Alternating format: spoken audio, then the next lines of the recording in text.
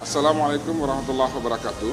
Khusus kurikulum SMK Aceh disebut dengan kurikulum Edu-Teknopreneur Islami, yaitu kurikulum SMK yang berbasis teknologi dan kewirausahaan yang islami.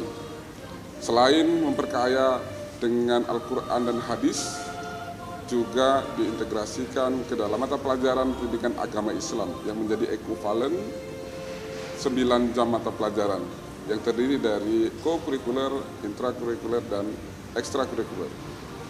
Disesuaikan dengan permintaan pasar, merupakan kurikulum SMK yang khas dibandingkan dengan SMA.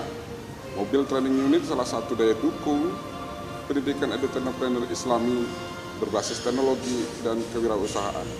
Pengembangan kurikulum yang saat ini dilakukan tentu berdasarkan banyak dalil atau teori yang ditambahkan dari teori yang sudah disematkan oleh nasional dan ditambahkan dengan work-based learning yang merupakan teori dari Prosser, 16 dalil teori Prosser, yang 4 diantaranya adalah: yang pertama, pendidikan SMK akan efisien jika sesuai dengan lingkungan kerjanya kelak.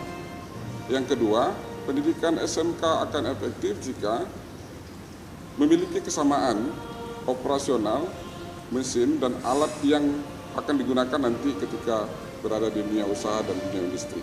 Yang ketiga, pendidikan SMK akan efektif jika dilatih secara langsung dan spesifik sesuai dengan permintaan dunia usaha dan dunia industri yang akan menerima mereka kelak.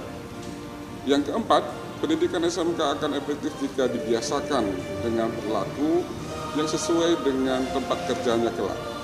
Setelah diuji dan dicoba, ternyata pembelajaran dalam MTU berhasil guna untuk menumbuh kembangkan pendidikan teknologi dan kewirausahaan di SMK yang islami. Semoga kurikulum SMK Aceh Edu-Teknopreneur Islami berhasil mengantarkan visi Gubernur Aceh menjadikan Aceh carong dan muadab. Amin.